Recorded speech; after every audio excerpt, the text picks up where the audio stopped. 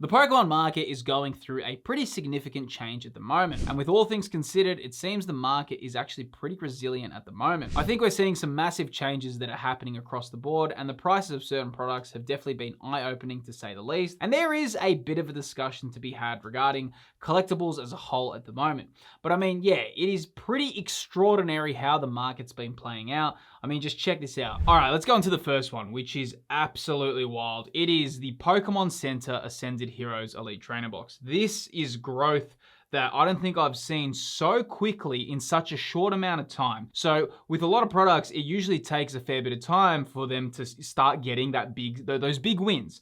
Ascended Heroes is actually winning straight away. So I'm gonna just pull okay, first here, you can see here in February it was selling for 206 US.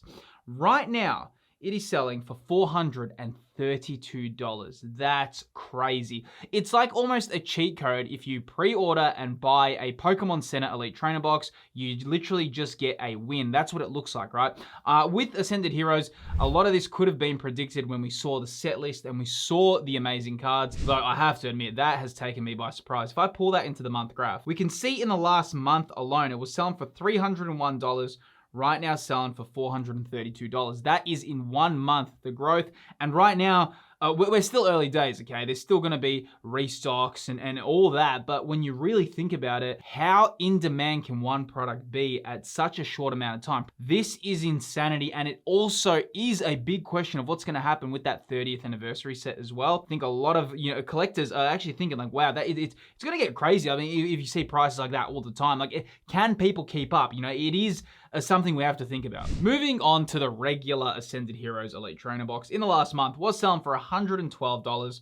Right now, it is selling for $140, that's a lot, man. That is so quickly to rise like this. Ascended Heroes is a new set. That is so much for a brand new Elite Trainer Box. I mean, when we look at Black Bolt, White Flare, they really haven't got into these price points. Prismatic Evolution's fair enough, but yeah, the market is going through a massive shift. Moving on to the Gengar Special Illustration Rare from Ascended Heroes. Very cool artwork. Was selling for $845. Right now in the market, selling for $1,183.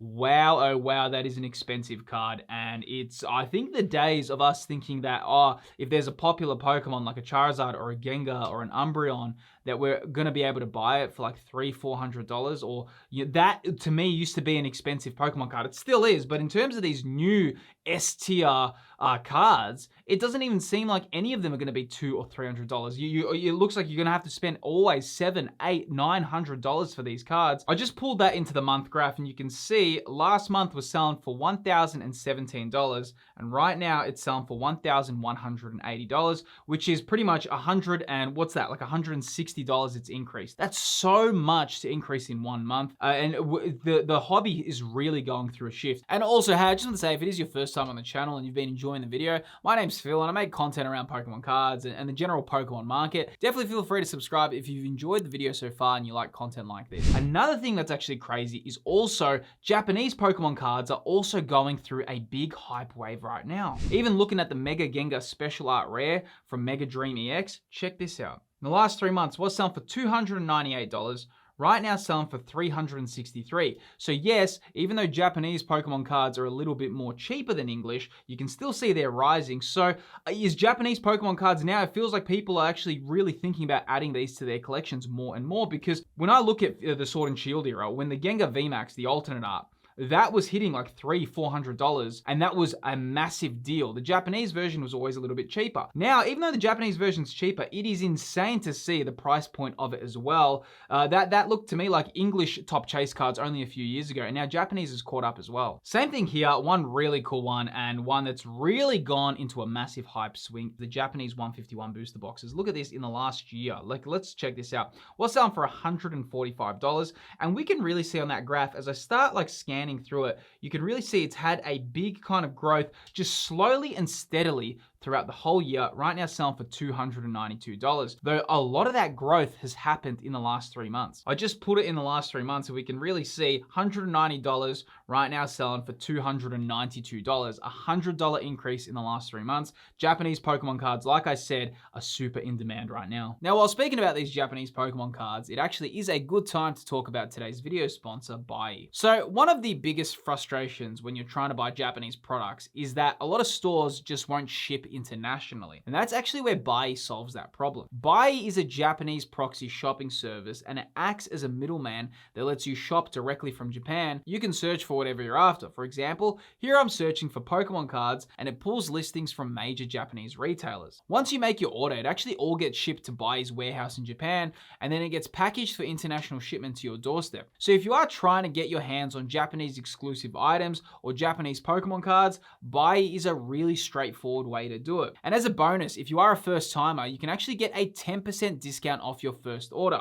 You can find all the details in the video's description. A big thanks to Bai for supporting the channel. Now let's jump back into the video. Moving on to some more crazy prices, and it's kind of hard to even look at this in a way, to be honest. And obviously I love making this channel. I love talking about the Pokemon cards, but it is the Pikachu special illustration rare from Ascended Heroes. Ascended Heroes prices to me are that bananas and that out of control that I'm not sure we can even be it's hard to look at these prices seriously and think who is paying this much for these Pokemon cards. Look at this, man. In the last month alone, the Pikachu SIR was selling for $511. Right now, selling for $800.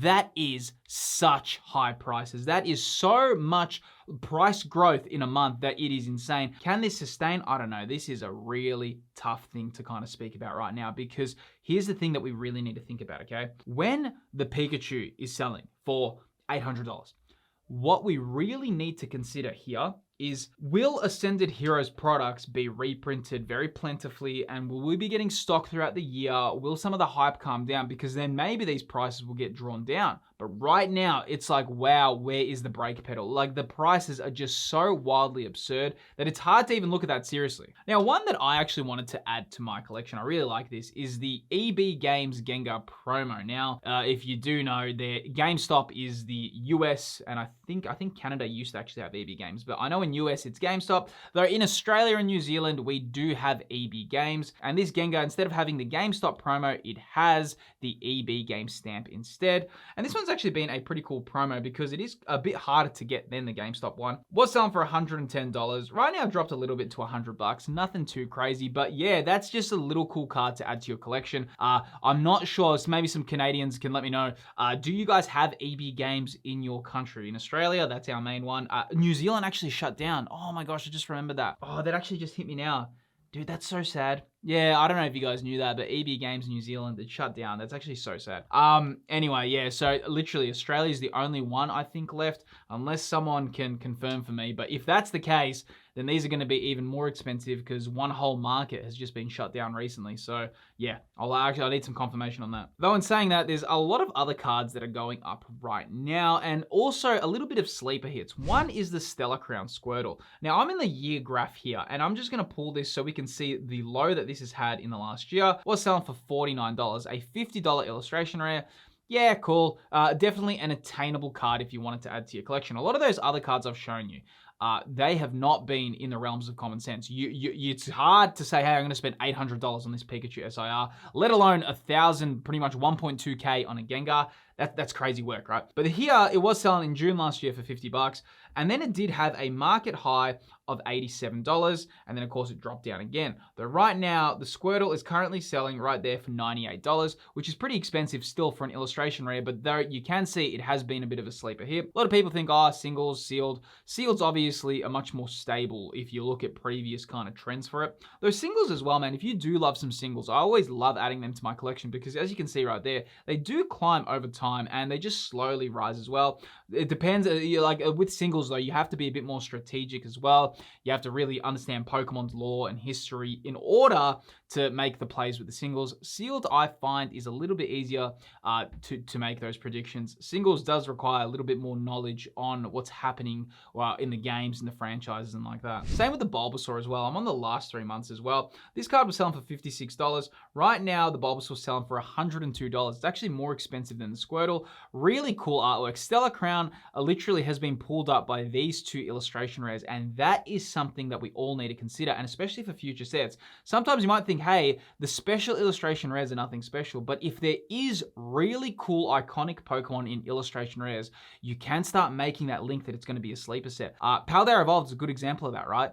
Paldea Evolved, the special illustration rares are pretty weak compared to when you look at some of the illustration rares in Paldea Evolved. In fact, it's one of those rare sets where the illustration rares completely blow out the water, all the SIRs, the Magikarp, and a lot of the other cards there as well, the Tyranitar, the Raichu. Same thing here when we're looking at Stellar Crown.